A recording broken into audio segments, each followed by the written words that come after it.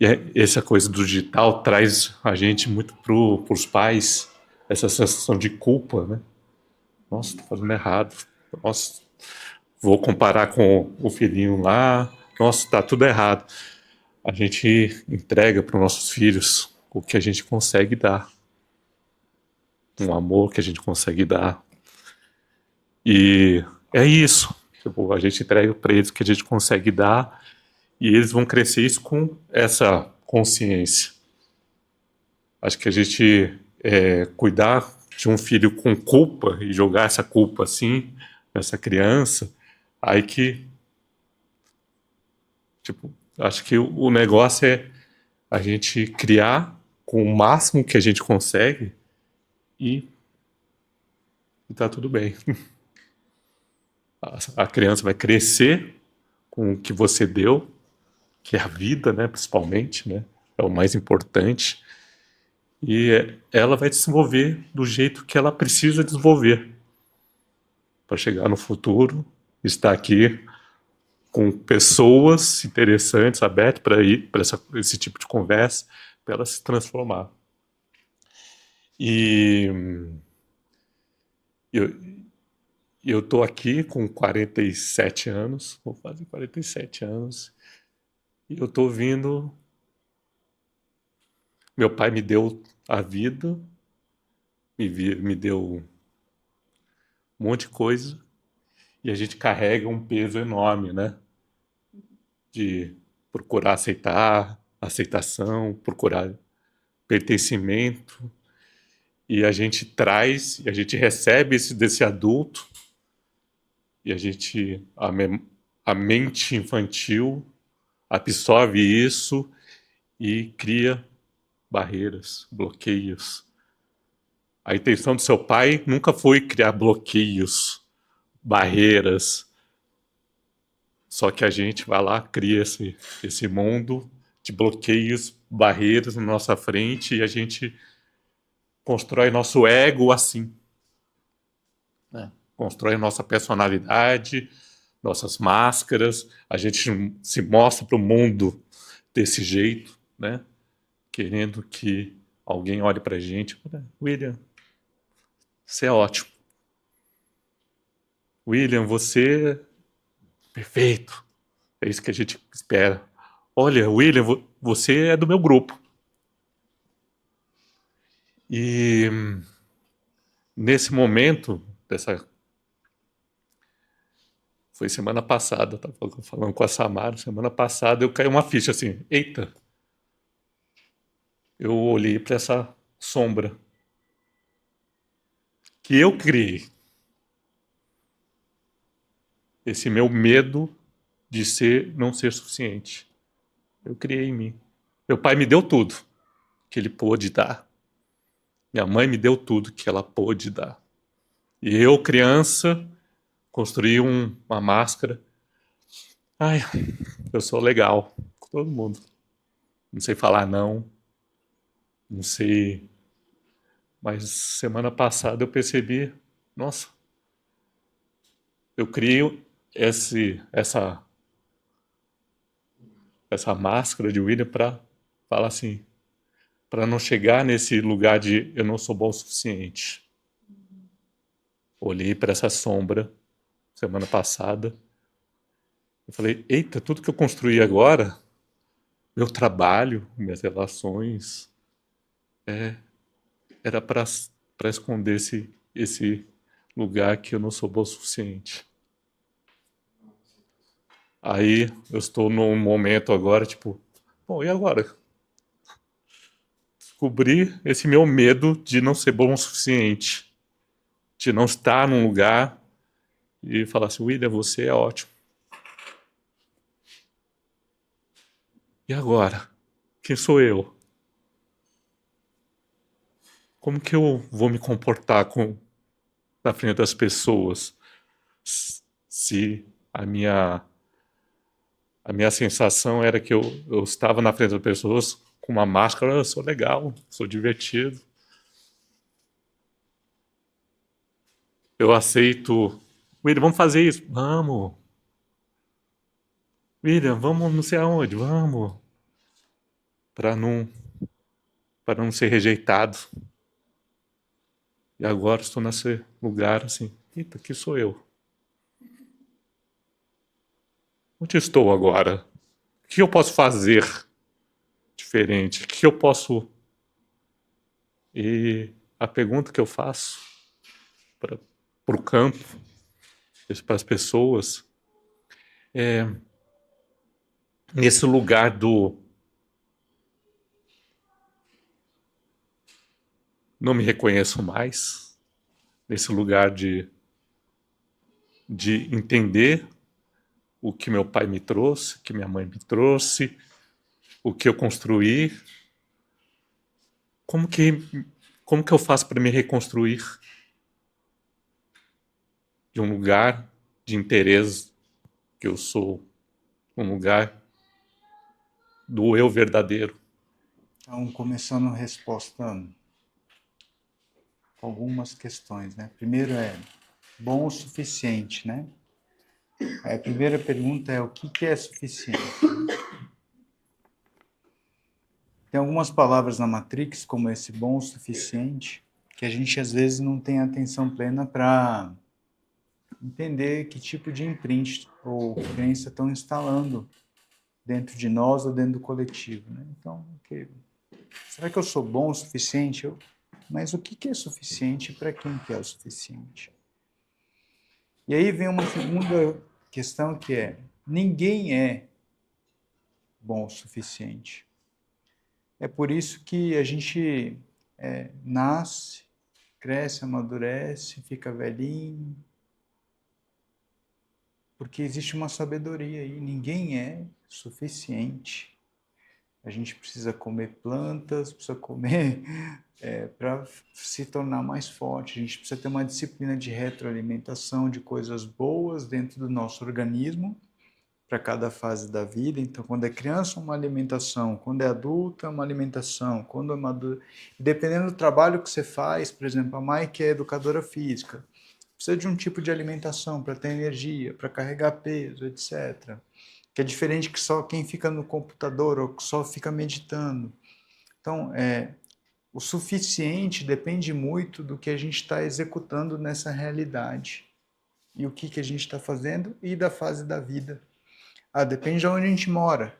Se é na Antártida, é um tipo de alimentação, forma de acordar, dormir, né? Se é no deserto, né? Então, o suficiente depende de cada tempo, espaço, fase da vida. Então, e no final nós nunca somos autossuficientes de fato, 100%, né? Então essa é a primeira interpretação que é importante, que a gente sempre está num movimento de autonutrição, auto-reconstrução, auto-reavaliação, porque nós somos um movimento em constância. Agora, como é que eu acho essa minha essência verdadeira nessa sabedoria, nesse ponto que eu cheguei que eu sou um movimento? Né? Qual que é o core disso? Qual que é a matriz disso? Qual que é a essência disso? Né? Ok, é o amor. Entendi que essa essência é o amor, essa consciência crítica, que eu consigo fazer o bem para muitas pessoas, inclusive para mim mesmo. Tá, mas além disso, o que tem dentro disso? Né? Então nós temos um conjunto de possibilidades. Tem um pouquinho ligado aos nossos ancestrais, que te geram um fluxo de facilidade para ser nessa realidade. Existe o que você aprendeu nas escolas tradicionais, que te levam a ter uma certa fluidez, se é matemática, se é história, se é química, se é engenharia, se é física, se é arte, né? E aí, dentro de tudo isso, vem o que a gente chama de coragem, fazer com coração. Que é, cara, dentro de todo esse conjunto de experiências e saberes que eu acumulo da minha ancestralidade, da minha existência nessa vida até agora, qual que é a alquimia do novo que eu consigo agregar? Qual é o meu potencial co-criador?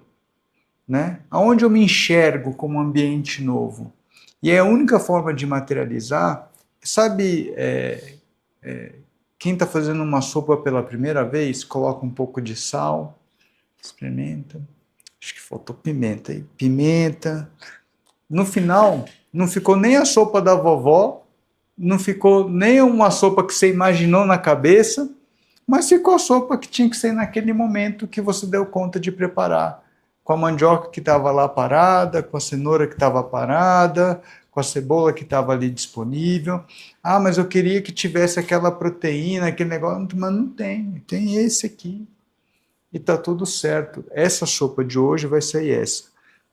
É importante concretizar essa primeira sopa. Por quê? Na próxima sopa, você vai estar ali num flow, fala, puxa, lembra aquela sopa tinha que ter aquele tempero a mais. Aí você já agrega aquele tempero a mais. Depois de 10 sopas, você já está ficando um cara que sabe fazer uma sopa, né? Depois de 100 sopas, cara, a sopa do William não tem igual. Cara, é só... fome já, aquela sopa que ele faz, é sopa, não é? Mas tem um conhecimento ancestral da sua história de vida, do seu papai, da sua mamãe, tudo ali porque você foi lapidando essa alquimia de materializar alguma coisa, com entrega, com coração. E é uma sopa que ninguém consegue fazer igual, porque você se tornou todo esse conjunto que agrega essas alquimias para a materialização daquela sopa.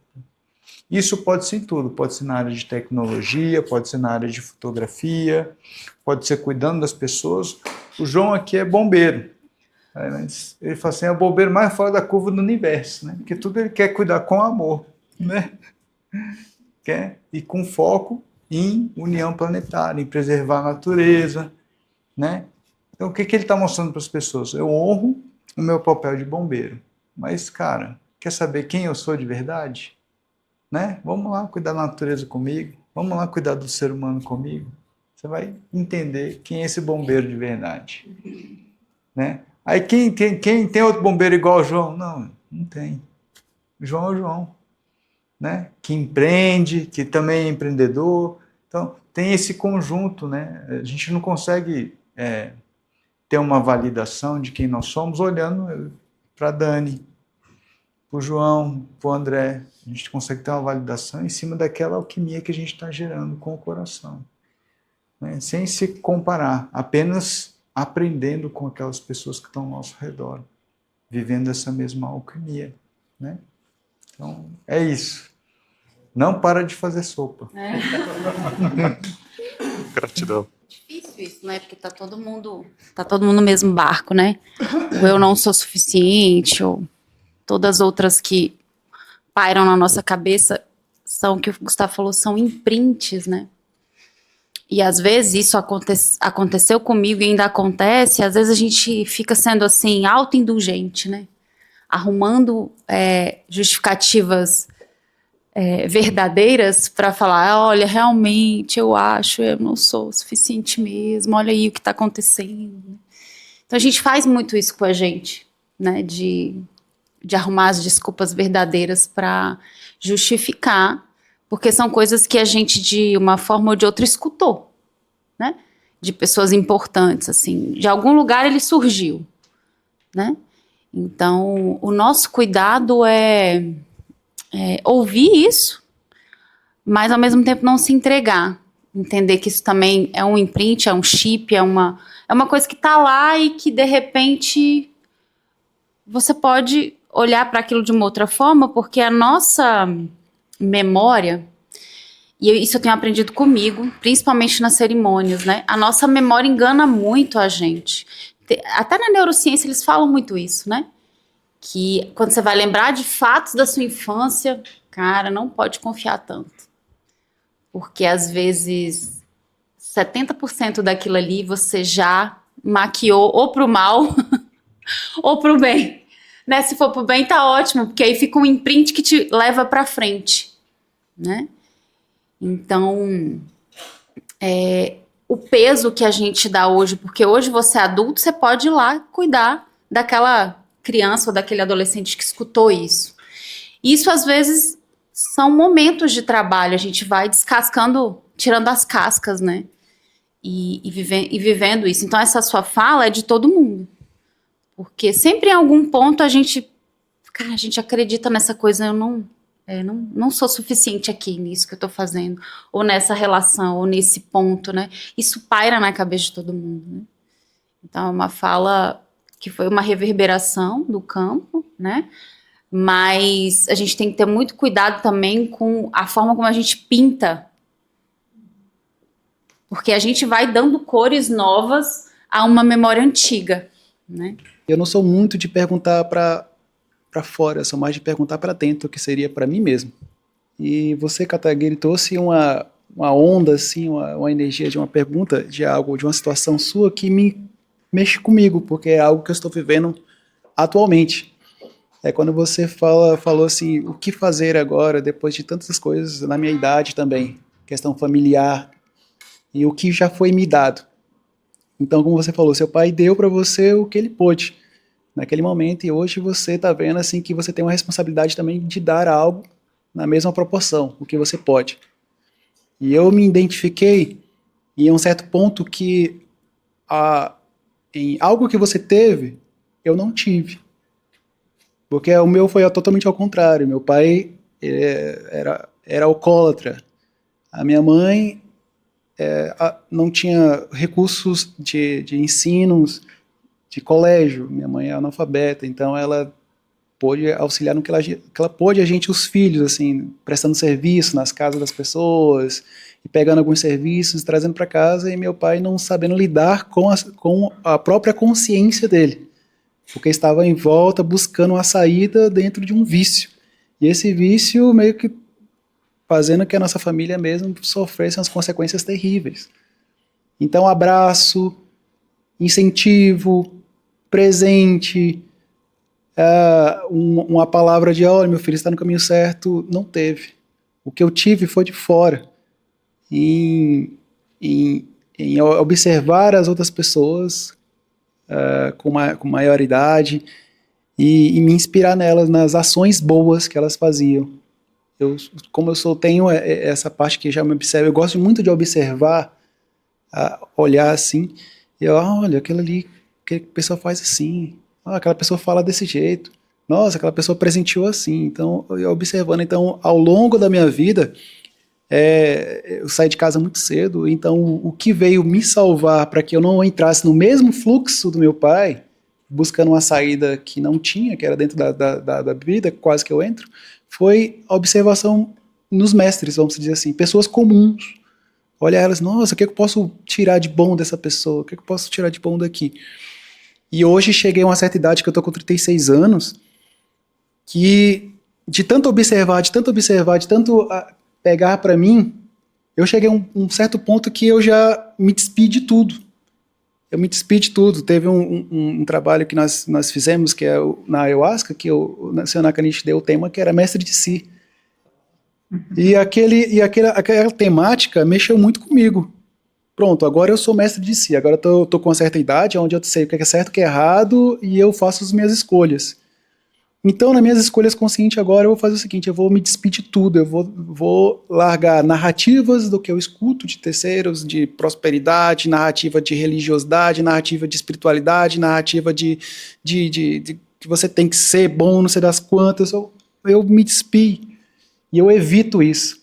Se eu estou na minha timeline mexendo no Instagram, tem narrativa? Não, eu não quero saber disso, não quero saber disso, porque agora eu vou botar em prática a minha essência, o que eu posso fazer por mim. E eu aprendi uma coisa muito boa com isso. A gente se torna útil para si mesmo quando a gente se torna útil para o outro. É quando a gente está prestativo, se torna prestativo, mesmo que seja em uma palavra, que seja ali um acompanhamento, que seja em coisas mínimas, ou a pessoa que está precisando, não, deixa eu te ajudar aqui, só de ajudar, você pegar algo para ajudar, você já está sendo prestativo, você já vai estar se sentindo bem. E isso me fez assim, ter mais sentido na minha vida. De olhar assim, cara, eu não levo jeito para ser servido. Eu levo jeito para servir. Então, por eu levar jeito mais para servir, hoje a minha vida está tendo mais assim, está tendo um caminho de não terceirizar os meus problemas oh meu Deus, e agora? Oh, espiritualidade, oh, não sei o quê. Não, eu tô assim no caminho que eu tô só fazendo o que eu posso, dando o melhor pro próximo e aprendendo com eles. Quando vem um sorriso, quando vem um obrigado e tal. E isso me faz bem. E não olhar o que eu não tive.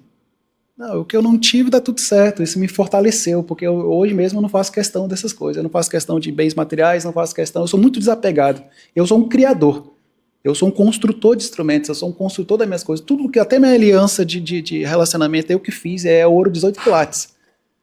Então, eu não me apego a essas coisas. Eu cheguei a um ponto que eu que faço acontecer, eu que faço essa história, independente que se eu vai ter um outro mundo, um paraíso, se vai ter ou se não vai ter, eu tô pouco me lixando para isso. Eu tô focando aqui agora o que eu posso te servir, o que eu posso servir o outro, o que eu posso ser útil. E dentro da minha consciência estar em paz com isso. Se você está com seus filhos, servindo ele da maneira que você pode, tá massa. Você não pode se doar mais do que você pode. Você tem que se amar também, a um certo ponto, deixar que a sua descendência aprenda também pelo caminho árduo. Porque se a gente fizer tudo, fazer tudo, o outro não vai ter essa consciência de buscar, entender o que é sabedoria. Não, essa sabedoria é isso, eu passar pelas minhas dificuldades, aprender com ela e botar em prática, pegar pequenas coisinhas e botar em prática. Pego pequena coisinha e põe em prática e servindo, porque a humanidade mesmo, o que eu observo nas minhas experiências, a humanidade ela só vai chegar a um certo ponto de cura quando ela abrir mão da posse e em conhecer o ser em coletivo, o ser todo mundo ali, um prestativo com o outro, como os ancestrais já faziam. A gente é uma tribo, nós estamos aqui um pelo outro, um caça, outro cuida, outro zela, e assim a gente vai mantendo essa nossa essa breve existência que nós estamos. Então, é isso, não é uma pergunta, mas é um complemento. Expandir o senso de prestar serviço para o outro, né? Isso é tão atemporal, né? Tão antigo, prestar serviço para o outro. E chegamos aqui por conta dessa habilidade humana, né? As trocas, as informações, as tecnologias, os aprendizados, porque foi conversando, foi fazendo trocas com outros seres humanos que os nossos horizontes se expandiram, né? Então, essa é uma sabedoria. Quando a gente começa a prestar serviço para o outro, a gente acha que que o outro está ganhando e a gente está perdendo, né? Mas a partir desse momento é importante entender que na prestação de serviço a gente se alimenta de tantas formas diferentes, né? A gente evolui de tantas formas incríveis através do outro, né? Desse universo que o outro ser humano é. Então, como o Piazon trouxe, dentro de casa a realidade dele foi uma.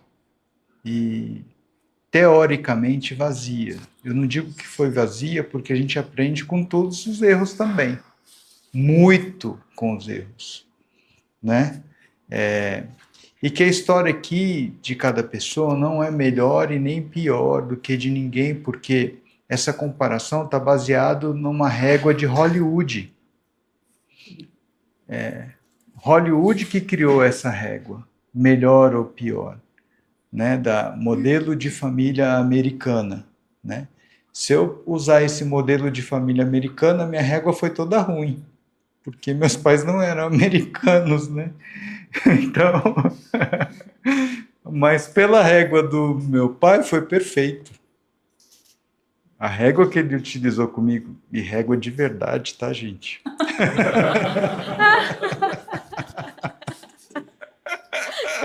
A régua que ele usou comigo foi perfeita. Na visão dele, né? Então, e foi ótimo. E é importante ter essa consciência que a vida, ela traz para a jornada de cada um experiências e vivências que a gente precisa absorver nem sempre porque a gente quer. Muitas das experiências que a gente vive nessa vida é uma resposta de um conjunto ancestral de informações, de códigos. Imagina que cada ancestral que existe na nossa vida é um código. E esse código ele está em lapidação dentro do universo. E aí a gente é um código um pouco melhor, que traz uma resolução ou um significado ou um propósito para um código que foi sendo lapidado através de gerações. E aí existe um conteúdo. O universo fala assim: entendi o seu código. O universo tempera esse código com vivências familiares e ali para você viver uma expansão. Normalmente, aliás, normalmente não, em todos os casos, é uma expansão espiritual. Mais do que física e material. Qualquer realização que vem aqui não tem a ver, principalmente a nível de consciência e aprendizado, tem muito mais a ver com um processo de espiritualidade e só remodelando o que é espiritualidade. Espiritualidade é a consciência que permeia todos nós, ou seja, tudo que João, Dani viveu no passado, e hoje ela está compartilhando e agregando valor para as outras pessoas, é a espiritualidade que nos une. Porque isso vai reverberar para a pessoa número 1, 2, 3, 4, 5, 6, 7. Cada um de nós aqui tem um número exponencial, aonde a sua consciência está se reverberando. Ah, mas eu não falo nada para ninguém. Não é sobre falar. No campo espiritual, não é sobre o que a gente fala, o que a gente demonstra. É mais ou menos assim, se você teve uma ferida na infância e você consegue, dentro de você, criar uma superação, essa informação ela já é espiritual e já está no campo. Você não precisa ficar fazendo mentoria disso ou palestra disso para a espiritualidade entender a sua mensagem. Não é assim que funciona no mundo espiritual. Se você viveu algo muito difícil dentro da sua vida, nessa vida, e você consegue virar a chave, os códigos dentro de você, porque você acessou uma consciência superior dentro de você, esse código já funciona para o maior número de pessoas. Sem você falar nada. Porque você transformou um código negativo num código positivo num campo quântico. Então, quer dizer que no campo de informação já existe um código novo sobre fé, esperança. Você não precisa falar absolutamente nada. O código já foi colocado dentro do campo. E alguma pessoa vai se inspirar nesse código. Então imagina que não existe nada no vácuo do infinito do universo. Aí você libera esse código. Alguma pessoa vai captar. Pum. Cara, então é possível nessa situação tão difícil? É possível. Mais difícil de encontrar também. Como? Quando é um código negativo. O negativo também. Se você resolve pegar essa situação e transformar numa coisa muito ruim, esse código também é utilizado dentro do campo. Ele vira uma... É que nem assim, imagina que todo mundo passou por uma coisa muito ruim na vida. E a gente decide ancorar só sentimento ruim aqui nesse campo. Ninguém precisa falar nada para sair daqui sem energia, confuso, desesperado, ansioso. Só botar junto. Ninguém precisa falar nada. Essa frequência já está ancorada. E o oposto é verdade. Se você traz pessoas para um campo onde está todo mundo vibrando essa energia, ninguém precisa falar nada. Você vai ser melhor. Nossa, eu fui em tal lugar, ninguém falou nada, eu me senti tão bem. Porque é sobre frequência do campo. É mais do que falar. É uma energia espiritual. Espiritual, quando eu falo, é campo, quântico, é união, é tudo que nós somos em conjunto, como um só. Né?